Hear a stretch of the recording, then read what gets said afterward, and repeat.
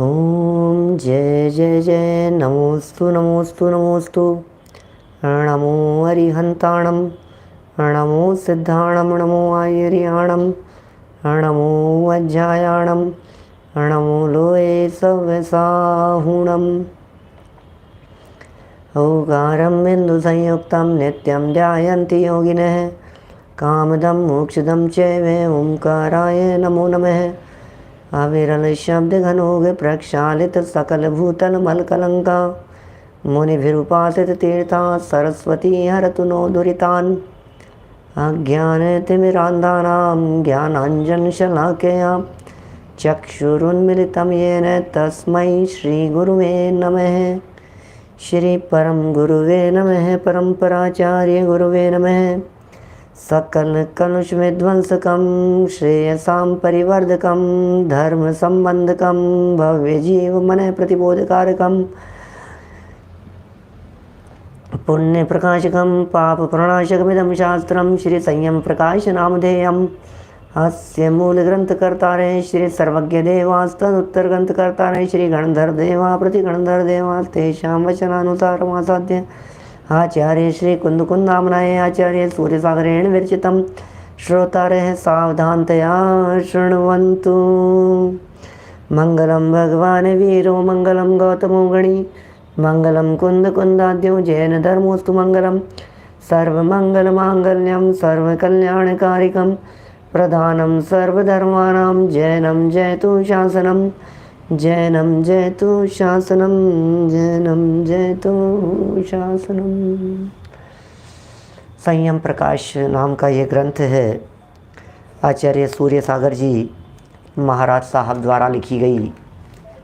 यह श्रावकों के लिए सुंदर रचना, श्रावकों की लिखी गई। इस रचना में द्विदल संबंधी प्रकरण अपना विगत 2-3 दिनों से चल रहा था। द्विदल, द्वि माने दो और दल माने हिस्से हैं जिसके, हिस्से हो जाते हैं जिसके। और गोरस के साथ में इनका सेवन नहीं किया जाना चाहिए।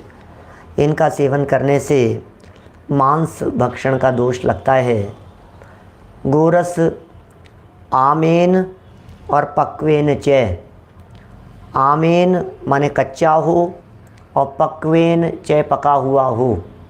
चाहे कच्चा हो चाहे पका हुआ हो, किसी भी स्थिति में क्यों न हो, उसके साथ में यदि दूध दही छाछ इनका सेवन किया जाता है तो हमारे लार के संपर्क में आने से त्रस जीव राशि उसमें उत्पन्न हो जाती है। और यदि वो गाय का दूध था, भैंस का दूध था, भैंस के दूध से जमा हुआ दही था, तो उसमें लार के संपर्क में आने पर भैंस के समान आकार वाले समूर्छन जीव पैदा हो जाते हैं। ऐसा ही स्वरूप है।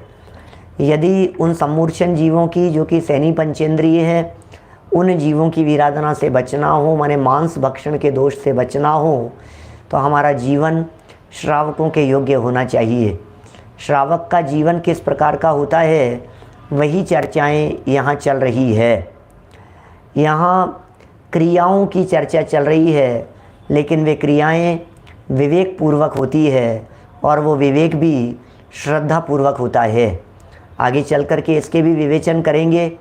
बिना श्रद्धा के विवेक नहीं होता और श्रद्धा और विवेक के बिना क्रियाएं सार्थक नहीं होती।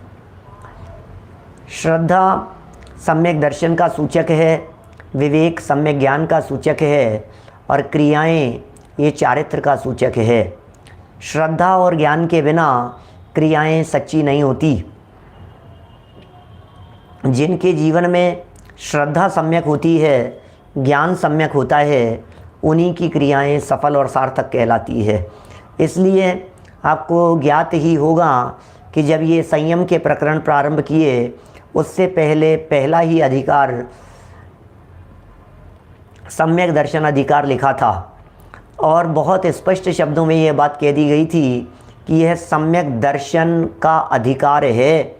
माने सम्यक दृष्टि को ही संयम अंगीकार करने का अधिकार होता है। मिथ्या दृष्टि क्या संयम अंगीकार करेगा?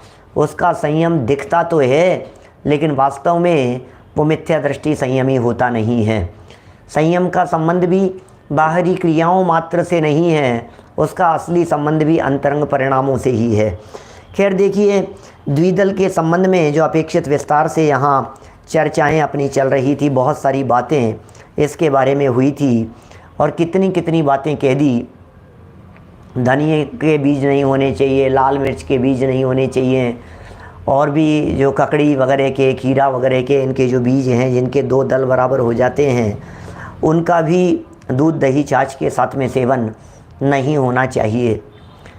कुछ जिज्ञासाएं जो लोगों की उठती हैं बादाम वगैरह के संदर्भ में, तेल वाले पदार्थों के संदर्भ में, जिन पदार्थों से तेल निकलता है उनके बारे में जो जिज्ञासाएं उत्पन्न होती है, और घी को गोरस के अंदर शामिल करें या नहीं करें, ये एक बहुत बड़ी चीज़ है, क्योंकि गाय के रस से ही तो ये सब बनेगा। गाय के दूध से, के दही से, दूध दही से ही तो मक्खन निकल करके घी बना है। तो यदि घी भी उसी की परिणति है तो घी को गोरस में शामिल किया जाना चाहिए या नहीं किया जाना चाहिए? गोरस शब्द का क्या अर्थ किया जा सकता है और गोरस में किन किन बातों को शामिल किया जा सकता है, इसे यहाँ स्पष्ट कर रहे हैं। 2 तरह के द्विदल बतलाए थे यहाँ पर। एक को कहा था अन्न द्विदल और एक को कहा था काष्ठ द्विदल। अन्न द्विदल में दालें वगैरह है, और काष्ठ शब्द का अर्थ वैसे तो शब्दार्थ यदि देखेंगे तो काष्ठ माने होता है लकड़ी, कठोर भी ले सकते हैं, कठोर चीज़ें। और जो अन्न के अलावा जिनमें अपने मूंग मोठ वगैरह की जो चर्चा की थी, वो उस तरह के काष्ठ द्विदल के अंतर्गत आते हैं। इसमें मिर्च के बीज वगैरह भी काष्ठ द्विदल के अंतर्गत आएंगे। देखिए यहाँ क्या कह रहे हैं, घी वगैरह की चर्चा यहाँ प्रारंभ कर रहे हैं, प्रश्न उठा रहे हैं, और बहुत सुंदर इसके शब्दों के व्याकरण से किस प्रकार से अर्थ निकलते हैं, कौन सी बातों के अर्थ किस प्रकार से हमारे को लगाने चाहिए, ये बड़ी सुंदर चर्चाएं यहाँ की है। प्रश्न देखिए आप 312 नंबर पेज पर, पेज नंबर 312 है। आपने दुग्ध दही और छाछ के साथ ही द्विदल के संयोग से विदल बताया। घी भी तो गोरस है, गोरस के नाम से तो घी आता है आजकल। ये तो ये क्या बोलते हैं, गोरस के नाम से ही मिलता है दुनिया में। गोरस गोरस, बहुत सारे लोग ऐसा समझते हैं कि साहब ये तो गोरस वाला अच्छा आता है, जैसे सरस आता है वैसे गोरस आता है दुनिया में, मार्केट में। देसी घी के नाम से, प्योर घी के नाम से, गाय के घी के नाम से ये सब बातें चलती है। गाय का घी वो गोरस के नाम से चलता है। आपने ये गोरस को में घी को शामिल क्यों नहीं किया? घी भी तो गोरस है। उसके साथ विदल क्यों नहीं माना? वह भी तो दूध से ही बनता है तथा दूध का ही एक भाग है, वो भी तो दूध का ही भाग है, उसे क्यों नहीं माना है? उत्तर, लौकिक एवं शास्त्रीय दृष्टि से, लौकिक दृष्टि से और शास्त्रीय दृष्टि से, एवं आगम की दृष्टि से, कोश की दृष्टि से और शास्त्र प्रमाणों से गोरस शब्द का अर्थ दूध दही और छाछ निश्चित है। मावे तक की बात तो इन्होंने यहाँ नहीं कही है, लेकिन फिर भी जितना आप करें तो, और ज़्यादा पालते हैं तो बड़ी अच्छी बात है, हम तो क्या कहेंगे।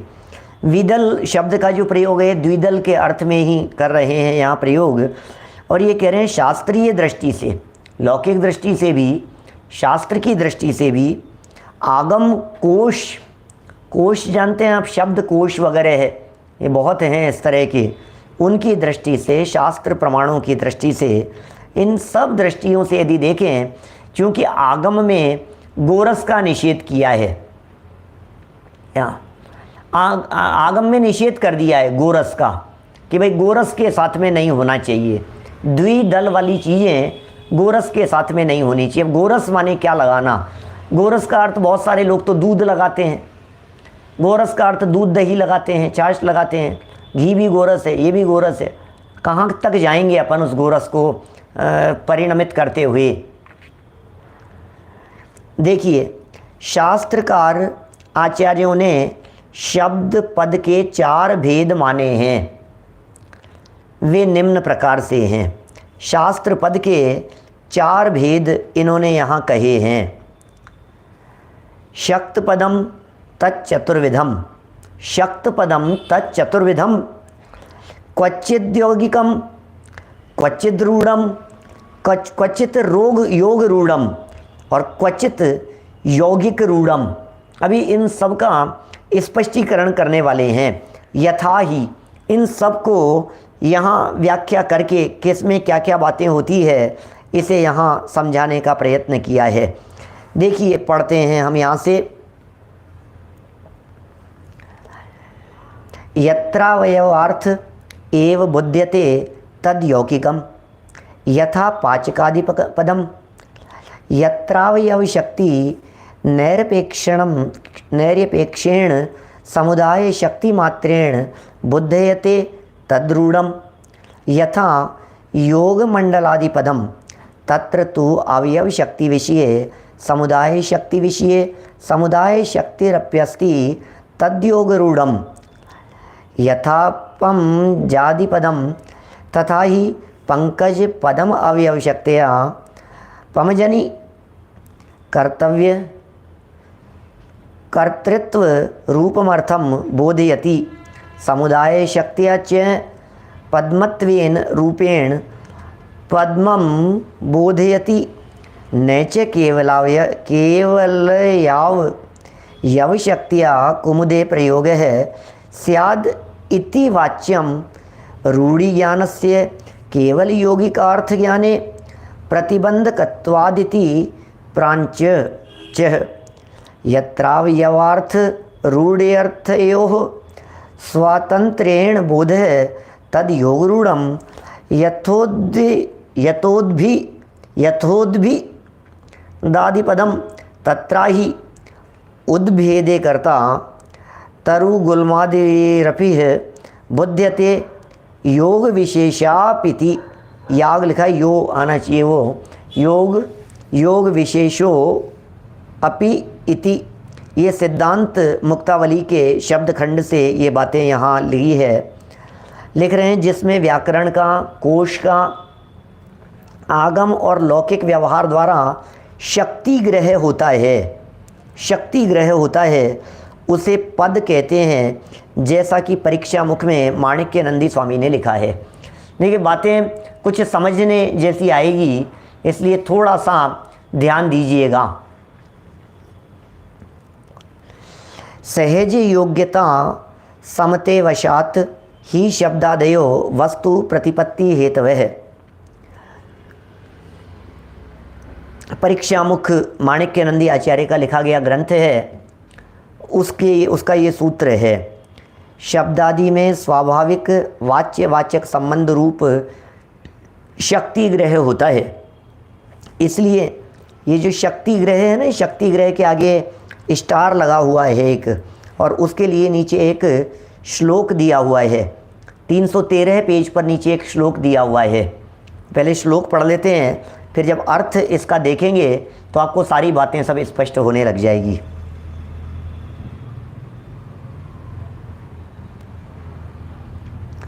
शक्ति ग्रहं व्याकरणोपमान कोशात् वाक्यात् व्यवहारतस्य सानिध्यते सिद्धपदस्य वृत्त्याः वाक्यस्य शेषात् विवृतैर्वदन्ति।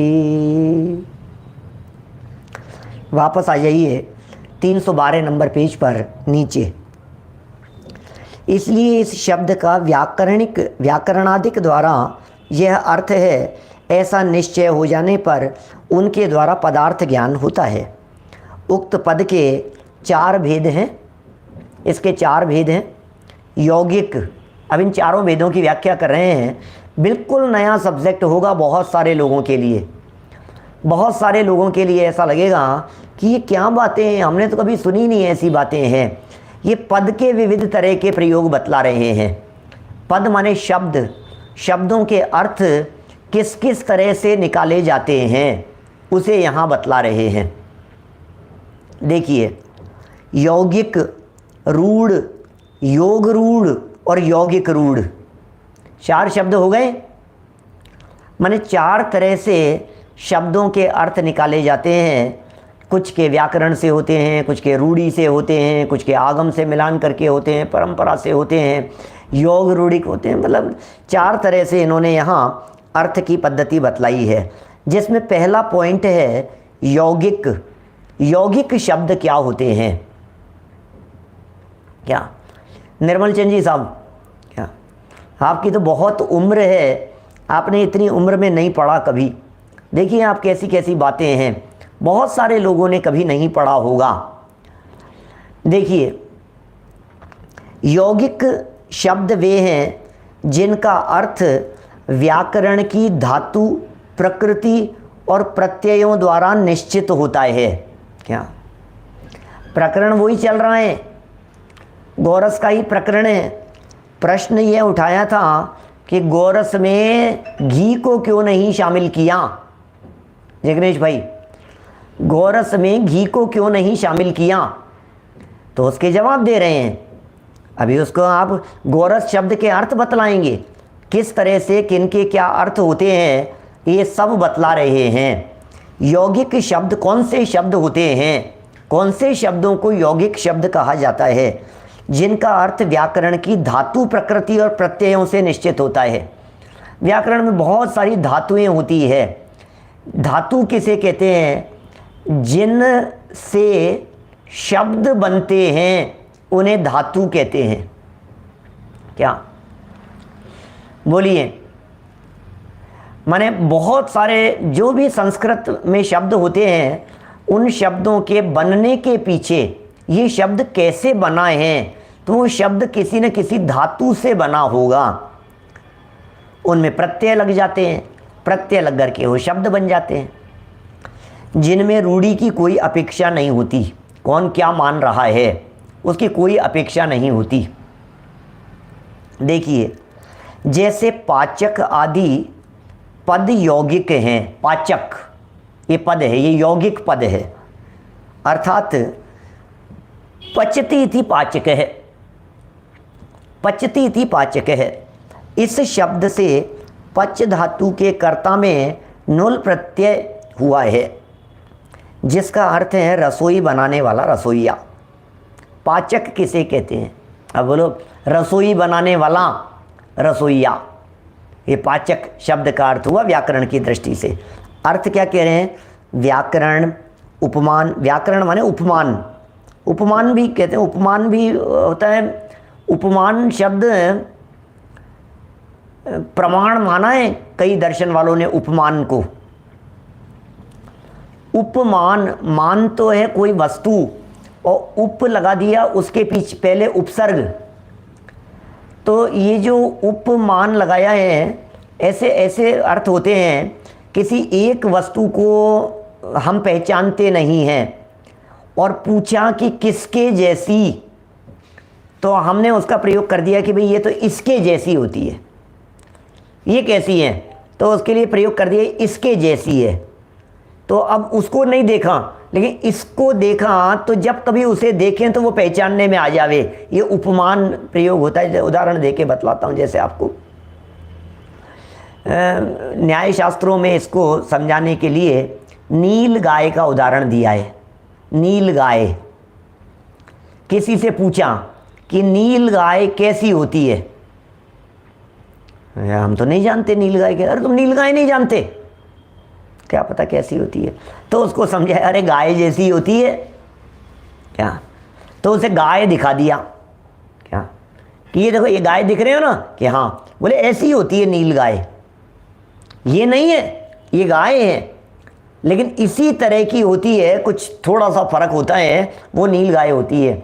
फिर वो लड़का कभी हाईवे से गुजर रहे थे और गुजरते गुजरते गाड़ी जंगलों से होकर के उधर से जा रही थी, जंगलों के बीच में से, तो उधर से दौड़ते हुए देखा और देखा, और ये नील गाय है।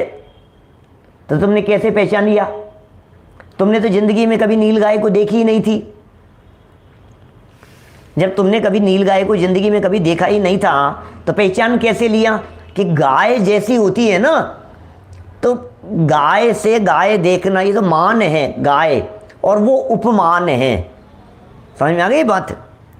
इस तरह से आगे कह रहे हैं, मतलब समानता से जिसका बोध हो वो उपमान कहलाता है।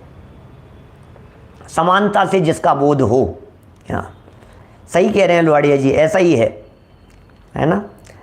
फिर कोश की बात कहें, आप्त वाक्य, व्यवहार, सिद्ध पद की समीपता और वाक्य के शेष से पद एवं वाक्य में शक्ति का ग्रहण होता है। पद वाक्य इनमें जो शक्ति है, अरे ये बड़ा गजब के शब्द हैं। पीछे अपन ने इनके भी अर्थ किए नहीं, बातें तो बहुत, अब जहाँ रुक जाओ वहीं स्पष्टीकरण मांगता है, ऐसा है। पिछले पेज पर अपन ने एक अर्थ पढ़ा था इसका, माणिक्य नंदी आचार्य के परीक्षा मुख सूत्र का। जरा उस लाइन को देखिए, शब्दादिक में स्वाभाविक वाच्य वाचक संबंध रूप शक्ति ग्रह होता है। ये शक्ति ग्रह से अपन फिर फुटनोट पढ़ने लग गए और फिर आगे बढ़ गए। ये लाइन बड़ी ज़बरदस्त है। इस लाइन के ऊपर घंटों चर्चा की जा सकती है। इस लाइन के दम पर पंडित जयचंद जी छाबड़ा साहब ने समय सार में उसके भावार्थ लिखते समय, व्याख्या करते समय वाचक वाच्य नियोग ऐसे शब्द का प्रयोग किया। क्या देखो क्या कह रहे हैं ये कह रहे हैं वाचक वाच्य नियोग। वाचक वाच्य ये शब्द वाचक हैं, शब्द बताने वाले हैं। किसको? कि वाच्य को। शब्दों में ऐसी शक्ति होती है भाई साहब जो वाच्य को बता देते हैं। अभी आप यहाँ सामने सुन रहे हैं और सुनते सुनते अचानक मैंने प्रयोग किया गधा। लो, कोई लिंक नहीं, कुछ नहीं, लेकिन मेरे इस गधा शब्द में इतनी पावर है कि आप लोगों के सबके ज्ञान में गधे की आकृति बन जाएगी। ये शब्द की पावर है। हमने कहा घड़ा, घड़ा घड़ा। अब ये घड़ा शब्द, इस शब्द में इतनी शक्ति है कि अनेक लोग इस घड़े शब्द को सुनते ही वो पानी भरने वाला घड़ा उनके दिमाग में आ जाएगा। ये शब्द शक्ति की बात कर रहे हैं, वाचक वाच्य शक्ति है इस तरह की। क्या इस शक्ति की बात कर रहे हैं। चलिए, ये तो हो गया यौगिक शब्द के बारे में, जिनमें व्याकरणिक अर्थ करके शब्दों की व्युत्पत्ति से जो अर्थ निकाले वो हो गए व्याकरणिक, व्याकरणों के माध्यम से अर्थ हो गए, है ना। धातु, धातु से अर्थ निकाले। सेकंड है रूढ़ी शब्द। अर्थ के बाद की तीसरी लाइन देखिए, रूढ़ी शब्द वे हैं जहां पर व्याकरण की अपेक्षा न की जावे, वे रूढ़ी। व्याकरण से क्या अर्थ होता है हमें कोई मतलब नहीं है, लेकिन यहाँ तो यही अर्थ है बस इसका, वे रूढ़ी अर्थ कहलाते हैं। और जो लोक या शास्त्र में किसी विशेष अर्थ में रूढ़ होकर उस अर्थ को द्योतन करते हैं, जैसे गोमंडल आदि पद। बोलो, ये बड़े विचित्र तरह की बातें हैं।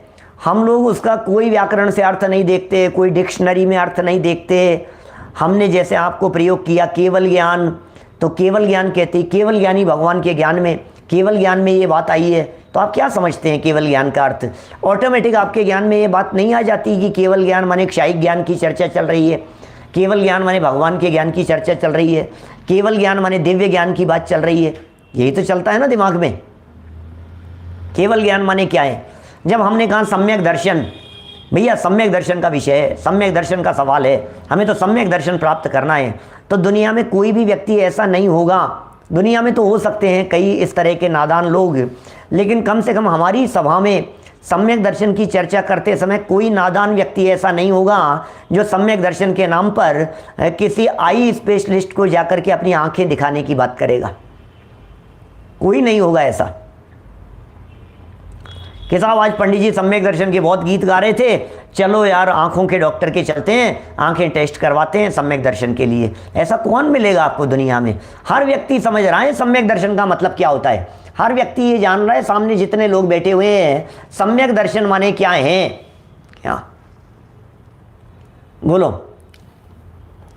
सम्यक दर्शन का अर्थ क्या समझना, बोले सम्यक दर्शन का मतलब श्रद्धा गुण का निर्मल परिणमन, श्रद्धा की निर्मलता, ये बात समझ लेना।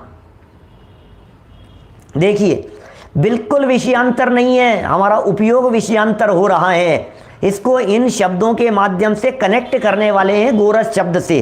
प्रश्न पूछा है, उस प्रश्न का जवाब दे रहे हैं क्या, लेकिन जवाब थोड़ा सा इस तरह से दिया है। अभी बीच में शब्द नए आ गए ना, मैं इनको शब्दों को समझाए बिना यदि सीधा पढ़ूंगा तो आपको डायरेक्ट लगेगा कि महाराज साहब ने बिल्कुल सीधा सीधा जवाब दे दिया, लेकिन चूंकि अब इनका परिचय नहीं है हमारे को, इसलिए बीच में इनको समझाने में थोड़ा विस्तार करना पड़ रहा है।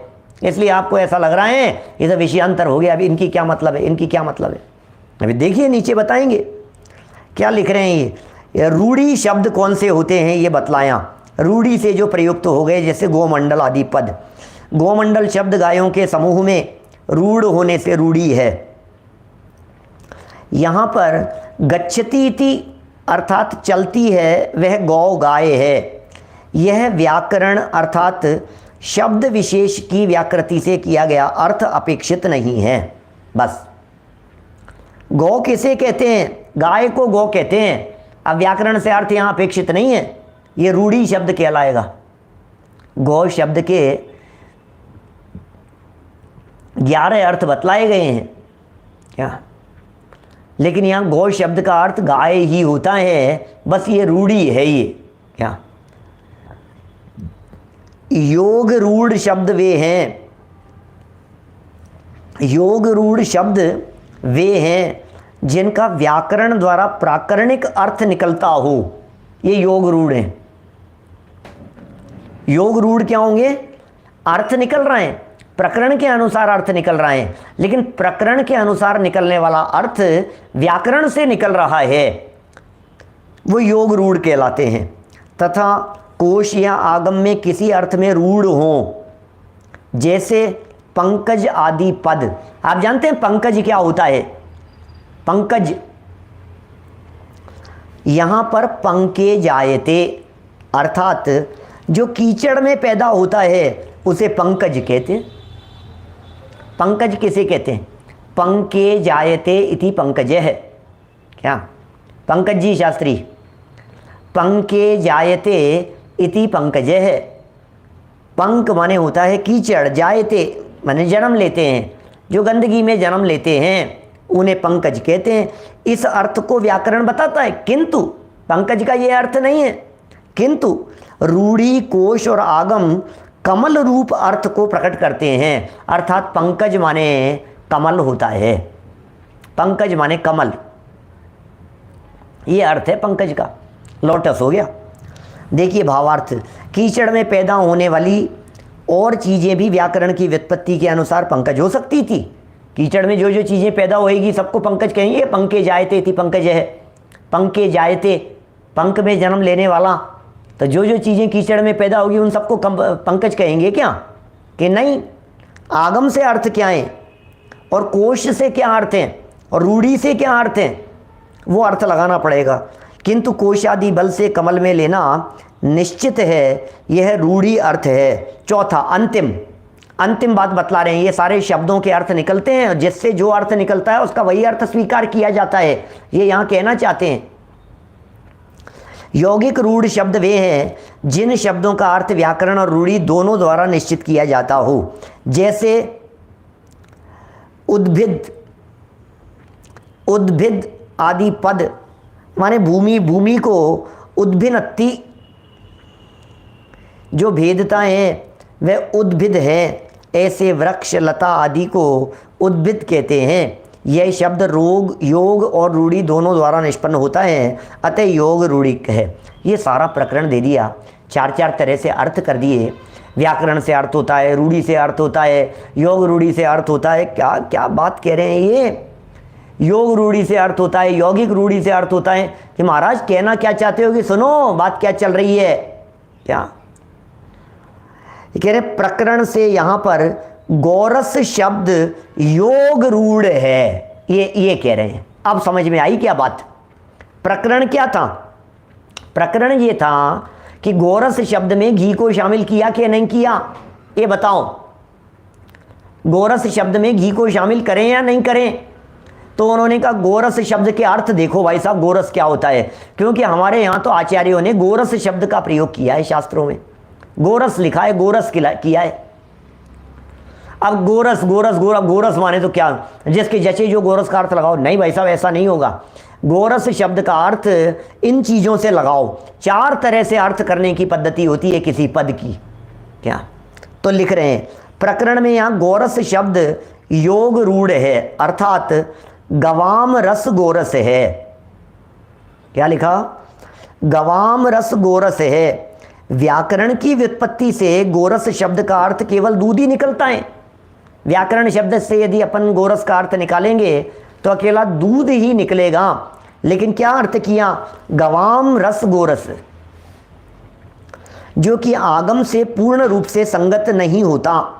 क्या कौन सा, गोरस का अर्थ यदि दूध ही किया जाए तो आगम सम्मत नहीं होता है, पूर्ण रूप से संगत नहीं होता। अतः गोरस शब्द, यह शब्द लोक एवं शास्त्र कोश और आगम में दूध दही और छाछ अर्थ में रूढ़ है, अतः योग रूढ़ है।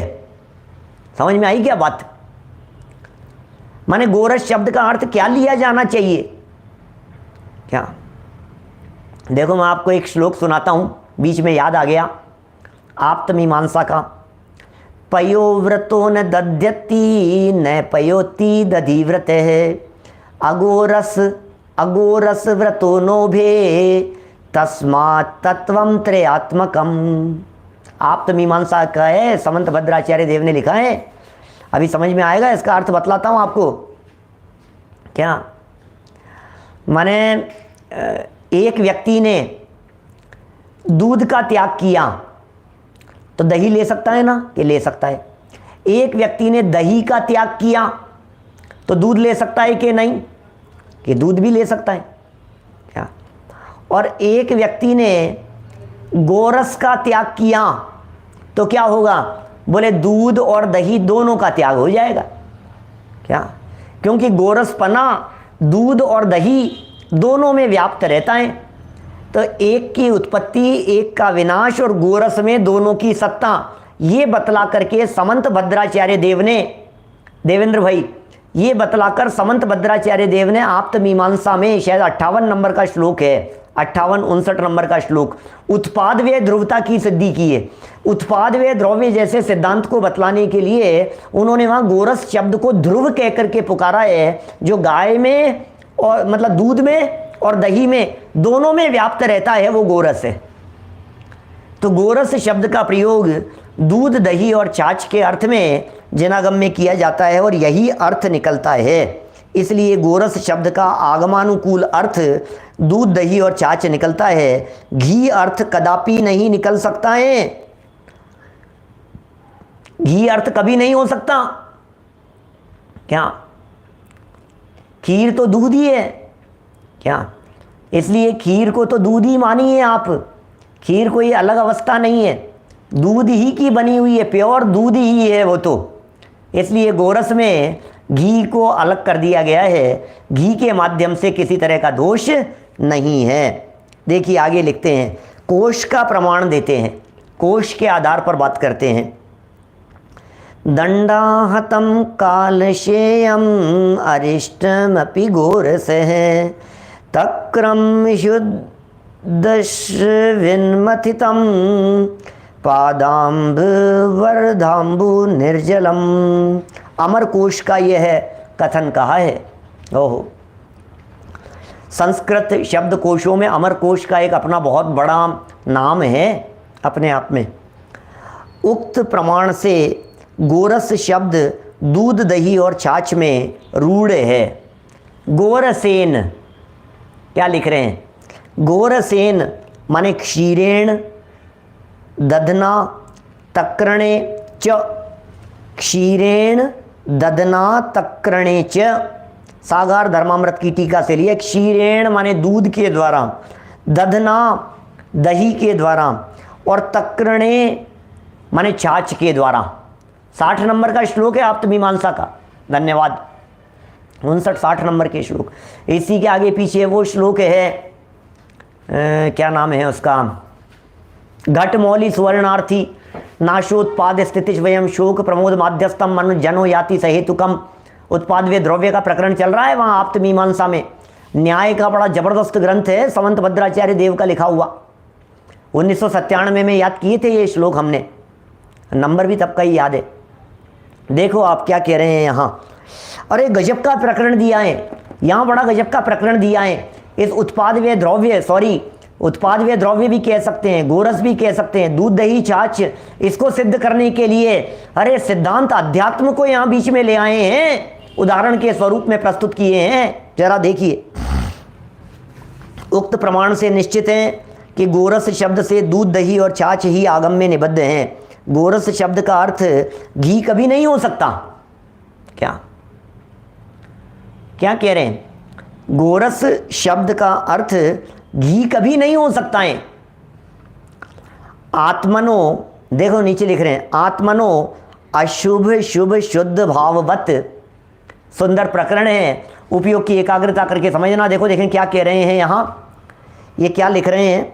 आत्मनो अशुभ शुभ शुद्ध भाववत एवं बहिरात्मांतरात्म परमात्मवत चेति दुग्ध दधि तक्रात्मके गोरसे गेयम। क्या लिख रहे हैं? अर्थात जिस प्रकार आत्मा के शुभ और अशुभ भाव संसार के कारण हैं और शुद्ध भाव माने वीतराग परिणति मोक्ष का कारण है, उसी प्रकार दूध दही घी के संदर्भ में, दूध दही और छाछ के संदर्भ में उदाहरण दे रहे हैं। आत्मा के कौन से भाव संसार के कारण है और कौन से भाव मुक्ति के कारण है। कितना स्पष्ट शब्दों में कह रहे हैं, बोलो। जिस प्रकार आत्मा के शुभ अशुभ भाव संसार के कारण हैं, अकेला अशुभ भाव संसार का कारण नहीं है। अरे शुभ से मुक्ति मानने वाले लोगों को महाराज स्वाद द्वारा लिखा गया यह वाक्य थोड़ा अच्छे से गहराई से पढ़ना चाहिए। क्या लिख रहे हैं ये? जो व्यक्ति ये समझते हो कि शुभ से मुक्ति होती है, जो व्यक्ति ये जानते हो शुभ भाव करते करते धर्म हो जाएगा, जो लोग ये समझते हो कि शुभ करते करते मुक्ति की प्राप्ति हो जाएगी, क्या जो लोग ऐसा समझते हो अरे शुभ तो हो गया, शुभ तो हो गया, अरे शुभ ही करो, शुभ ही में रहना है हमारे को, तो शुभ से अच्छा क्या हो सकता है। पाप से हट करके शुभ में तो आ गए, लेकिन फिर शुभ से हट करके कहाँ जाओगे ये बतलाओ तुम जरा। क्या शुभ से हट करके कहाँ जाओगे?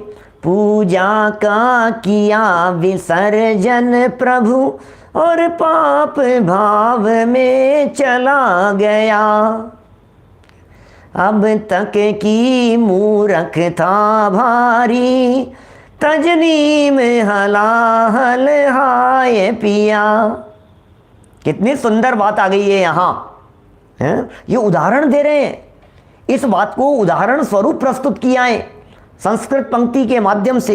ये लिख रहे हैं अरे भैया, जिस प्रकार आत्मा के शुभ और अशुभ भाव दोनों ही भाव संसार के कारण हैं। ओहो, शुभ अशुभ दोनों पायन बेड़ी बांधी। क्या शुभ अशुभ वृत्ति एकांत दुख अत्यंत मलिन संयोगी है। बोलो, शुभ और अशुभ की जो वृत्तियां हैं ये एकांत रूप से दुख देने वाली हैं। शुभ और अशुभ संसार के कारण है, बंधन के कारण है, संसार में रुलाने वाले हैं, अनंत संसार के कारण है।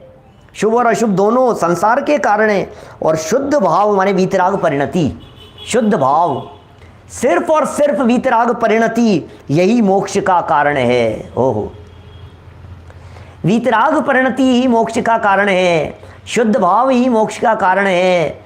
आत्मा के आश्रय लिए हुए होने वाला उपयोग और भाव ही मुक्ति का कारण है। बाकी सारे भाव तो बंधन के कारण है, बाकी सारे भाव तो आश्रम के कारण है। भाई साहब क्या बात कहें आपको। क्या आप सोचिए, कल्पना कीजिए, बैठे हो प्रवचन सुन रहे हो, अरे ये कौन सा भाव है? अशुभ है, शुभ है या शुद्ध है? सब शुद्ध तो नहीं है, तो फिर समझ लो संसार का ही कारण है। अरे पंडित जी क्या कह रहे हो आप क्या कह रहे हो? हैं? हम तो इतने समय से आपको सुन रहे हैं लगातार, और आप क्या कह रहे हो, ये संसार का कारण है। कि हाँ जी संसार का कारण है। इनमें यदि अटके रह गए तो संसार, और इनसे यदि ऊपर बढ़ गए, शुद्ध की तरफ चले गए, वीतराग परिणति की तरफ चले गए तो मुक्ति। बस यही है गजब यहाँ। उसी प्रकार जिस तरह से ये 3 भाव कह दिए हैं, उसी तरह से दूध दही और छाछ रूप गोरस में द्विदल पदार्थ के मिश्रण कर भक्षण करने से द्विदल दोष होता है। उसी प्रकार उसी तरह से द्विदल दोष हो गया यहाँ। किसमें? दूध दही और छाछ। क्या ये 3 भाव हैं, ये 3 चीज़ें हैं। ये इन तीनों में द्विदल पदार्थ का माने अन्न या काष्ठ का यदि मिश्रण हो गया है तो ऐसा भक्षण करने से द्विदल दोष होता है। जिस प्रकार शुद्ध भाव संसार के कारण नहीं है, जिस तरह शुद्ध भाव वो संसार के कारण नहीं है, इन्होंने इस मिश्रण की बात कर दी है। दूध दही और छाछ ये हैं अशुभ के स्थान पर, अन्न काष्ठ ये हैं शुभ के स्थान पर, है ना। और इनके मिलने से ये दोष हो गया संसार का कारण। और ये यदि ना मिले, शुभ और अशुभ यदि ना होवे, तो जो शुद्ध भाव जिस तरह से संसार का कारण नहीं है, उसी प्रकार घी में द्विदल अर्थात अन्न और काष्ठ के मिश्रण से द्विदल दोष संपन्न नहीं होता। सिद्धांत समझ में आया क्या? क्या उदाहरण को किस तरह से घटित किया है, क्या बात समझा दी है भाई साहब आपने। घी जो है ये शुद्ध दशाएं, दूध दही और छाछ ये अशुद्ध दशाएं, अशुभ दशाएं, और इनके साथ में यदि मिलान हो गया, इनमें यदि अटक गए, समझ लीजिए आप, ऐसा भी कह सकते हैं कि जीव के स्थान पर तो रखा अन्न एवं काष्ठ को, ये तो जीव है, और दूध दही छाछ ये भाव हैं, ये संसार के कारण भाव हैं, और घी ये वीतराग भाव कारण रूप है। तो वीतराग भाव के साथ में मिलने से बंधन नहीं होता। क्या? वीतराग भाव के होने से बंधन नहीं होता। और ये शुभ अशुभ भाव के साथ में मिलने से जिस तरह से ये संसार का कारण है, माने दोष उत्पन्न करने वाला है, उसी तरह से ये द्विदल भी यदि इन 3 चीज़ों के साथ में माने गोरस के साथ में मिला हुआ होगा तो दोष उत्पन्न करने वाला होगा, और गोरस के साथ में नहीं होगा तो दोष उत्पन्न करने वाला नहीं होगा। क्या? मेवे की बात तो इन्होंने पहले ही निषेध करके लिखी थी। माने बादाम के संदर्भ में, बादाम काजू और ये जो ड्राई फ्रूट्स जो होते हैं जिनमें से तेल निकलता है, पिस्ता बादाम, इनका तो इन्होंने पहले ही निषेध कर दिया था कि बोले उनसे तो होता ही नहीं है, क्योंकि वो तेल निकलने वाले पदार्थ होते हैं। और घी जो है ये घी भी चिकनाई वाला पदार्थ है, इसलिए इसके माध्यम से भी ये द्विदल दोष नहीं होता। देखिए लिखा, जिस प्रकार शुद्ध भाव संसार के कारण नहीं है, शुद्ध भाव संसार का कारण नहीं है, शुद्ध भाव, उसी प्रकार घी में द्विदल अन्न और काष्ठ के मिश्रण से द्विदल दोष संपन्न नहीं होता। एक और पॉइंट कहता हूं बीच में, सम्यक्त्वम च, एक सूत्र दिया। सम्यक्त्व कौन सा भाव है? शुभ अशुभ भाव है या शुद्ध भाव है? वीतराग भाव है। सम्यक्त्व, सम्यक्त्व, सम्यकपना, ये वीतराग भाव है, ये बंधन का कारण नहीं होता। क्या? सम्यक्त्व के साथ में रहने वाला जो परिणाम है, शुभाशुभ परिणाम, वो बंधन का कारण होता है, वही मुक्ति का हेतु बनता है। चलिए इसी प्रकार एक और उदाहरण दिया है नीचे। इसी प्रकार जीव के बहिरात्मा, अंतरात्मा और परमात्मा, 3 भेद हो गए। बहिरात्मा, अंतरात्मा और परमात्मा, ये 3 भेद निर्दिष्ट किए गए हैं। आत्मा के 3 भेद बतलाए गए हैं। क्या? उनमें से बहिरात्मा और अंतरात्मा तो संसारवर्ती हैं। बहिरात्मा और अंतरात्मा ये दोनों तो संसारवर्ती हैं, और परमात्मा ये मोक्षगामी हैं, मोक्ष मार्गी लिखा है इन्होंने, मुक्त हैं, ऐसा मान लीजिए। परमात्मा जहाँ मोक्ष मार्गी कैदियाँ हैं, वहाँ अभी समझ लिए अनंत दशा की बात कर रहे हैं। सकल परमात्मा को मार्ग में शामिल करके शब्द प्रयोग हो गया है, नहीं तो अनंत सिद्ध परमात्माओं की बात है। उसी प्रकार दूध दही और छाछ रूप गोरस में द्विदल पदार्थ के मिश्रण से द्विदल दोष उत्पन्न होता है। क्या ये जो दूध दही और छाछ पदार्थ है ये गोरस है, और इनमें द्विदल पदार्थ के मिश्रण से द्विदल दोष उत्पन्न होता है। और परमात्मा जिस प्रकार मोक्ष मार्गी है उसी प्रकार घी में वो शुद्ध दशा हो गई है, उसकी परिष्कृत दशा हो गई है। क्या उसी प्रकार घी में द्विदल पदार्थ के मिश्रण करने से द्विदल दोष उत्पन्न नहीं होता, इसमें द्विदल दोष उत्पन्न नहीं होता।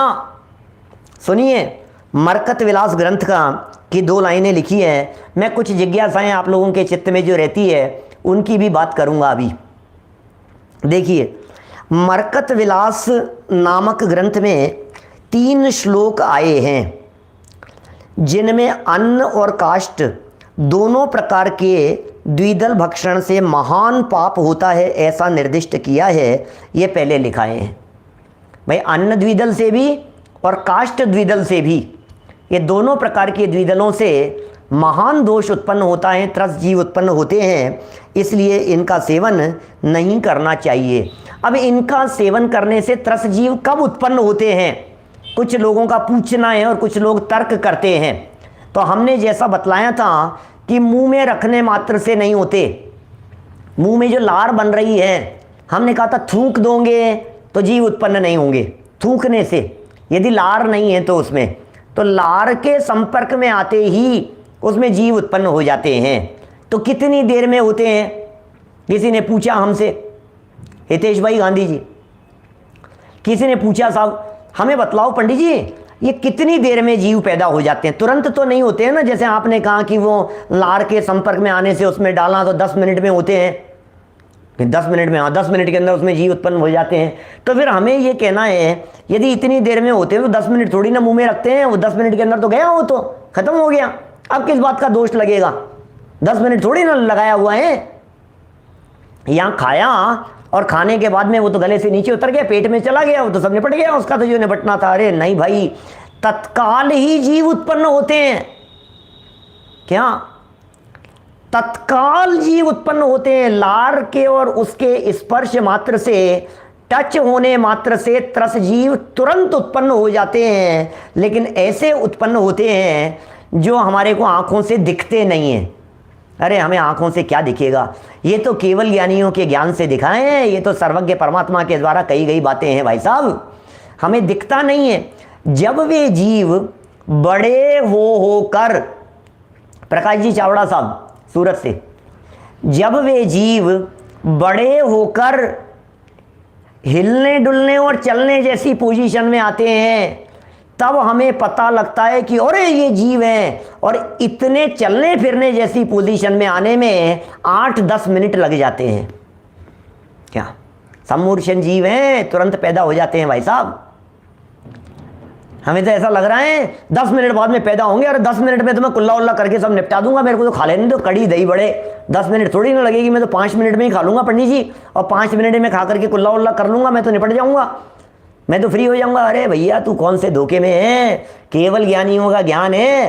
तुझे 8-10 मिनट की बात तो तेरे को प्रैक्टिकल करने के लिए कही थी, जिससे तू जिंदगी भर उसको टच नहीं करे, इसलिए कहा था। बात बड़ी गंभीर है भाई साहब, सर्वज्ञ भगवान कह रहे हैं, जनवाणी में लिखी है, शास्त्रों में लिखी है, 3 लोक के नाथ कह रहे हैं, वीतरागी संतों के द्वारा कही गई बातें हैं। ये क्या निपट जाएगा, जीवन पूरा हो जाएगा, फिर क्या होगा, फिर तो नरक हाथ लगेगा, और क्या है।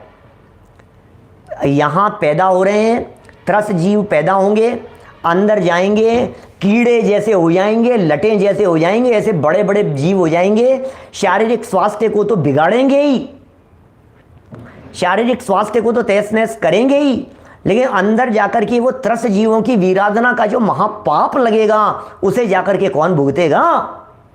और हम कदाचित हमारा जीवन पूरा होने का काल आ गया, अंत समय तक भी लोगों से 60 पार हो गए, 70 पार हो गए, 80 पार हो गए, ये द्विदल छूटता नहीं है। हमें लगता है कि अगले जन्म में यहाँ अभी आयु पूरी करके तुम्हारे बच्चे ऐसा स्वाद लेकर के चाट चाट करके खाएंगे तुम्हारे को अपने मुंह में रख करके, समझ लेना अंदर त्रस राशि बन करके वहां जाकर के उत्पन्न हो जाओगे, भाव पूरा हो जाएगा। बहुत विचार करना गंभीरता से इन बातों के बारे में, कहीं कुछ गलतफहमी न रह जाए, कहीं कोई शंका न रह जाए, है ना। बहुत दृढ़ता से उन बातों को निभाना। अरे जिसके त्रस हिंसा का त्याग न हुए, त्रस हिंसा का त्याग न कर सके, मोटे मोटे पाप का जो त्याग नहीं कर सके, वो धर्म क्या उतारेंगे अपने जीवन में। धर्म उतारने के लिए, जनवाणी की बातों को अंदर में उतारने के लिए, परिणामों की निर्मलता के लिए, भाव विशुद्धि के लिए, अमृत चंद्राचार्य देव ने लिखा, सूक्ष्मापि न खलु हिंसा परवस्तु निबंधना भवति पुंसः हिंसाय तन निर्वृत्ति, हिंसाय तन निर्वृत्ति परिणाम विशुद्धये तदपि कार्याम। क्या वो लिख रहे हैं, हिंसाय तन निर्वृत्ति परिणाम विशुद्धये तदपि कार्या, सूक्ष्मापि न खलु हिंसा परवस्तु निबंधना भवति पुंसः हिंसाय तन निर्वृत्ति परिणाम विशुद्धये तदपि कार्या। परिणामों की विशुद्धि के लिए हिंसा के आचरणों से, हिंसा रूप प्रवर्तन से, हिंसा की प्रवृत्तियों से अत्यंत बचने का प्रयत्न करना। दूध से नहीं, छाछ के साथ में नहीं, दही के साथ में नहीं, कच्चे दूध के साथ में नहीं, पक्के दूध के साथ में नहीं, बेसन की किसी प्रकार की वस्तुएं नहीं, मटर नहीं, चने नहीं, छोले नहीं, क्या दही बड़े नहीं, इन सब चीज़ों का बुद्धिपूर्वक हमें यथावत रीति से त्याग करना चाहिए। और घी को इन्होंने शुद्ध भाव का उदाहरण कह करके यहाँ शामिल कर लिया। कैसे बहिरात्मा, अंतरात्मा, परमात्मा, क्या एग्जाम्पल स्वरूप बात यहाँ प्रस्तुत की है। अशुभ और शुभ भाव को संसार का कारण कह करके शुद्ध भाव माने वीतराग परिणति को ही मोक्ष का कारण इस प्रकरण में भी कहाँ से लेकर के आ गए और क्या स्पष्टीकरण कर दिया है। ये तो बड़ा गजब गजब की बातें यहाँ आ रही है। और इसी से खान पीन से रिलेटेड ही एक छोटा सा प्रकरण और है आगे, जिसमें राई का प्रकरण है। राई सरसों के संबंध की बात है, बर्तनों की शुद्धि संबंधी और प्रमादचर्या के संदर्भ में दौलत राम जी के क्रिया कोश का भी एक सुंदर प्रकरण आगे आ रहा है। कल इस प्रकरण को हम आगे बढ़ाएंगे, है ना। अभी की बात को हम यहीं विराम देते हैं। प्रातःकाल 12वीं गाथा का एक बहुत महत्वपूर्ण प्रकरण, जिसमें व्यवहार और निश्चय दोनों में से एक को भी नहीं छोड़ने संबंधी मार्मिक प्रेरणा अमृत चंद्राचार्य देंगे। प्रातःकाल मिलेंगे 9:20 पर, दोपहर में 2:30 बजे विशिष्ट प्रवचन और 4 बजे नए चक्र की विशेष प्रश्नों को लेकर के चर्चा। रात्रि 8 बजे पुनः इसी प्रकरण के लिए और 10 बजे पारस की चर्चा आज होगी, कल नहीं होगी, है ना। जनवाणी स्तुति। जावाणी के ज्ञान ते सुझे लोकालोक, सोवाणी मस्तक नमू सदा देत हूँ ढोक, सदा देत हूँ ढोक। 9 बार नमो नमो सत्ता नमो।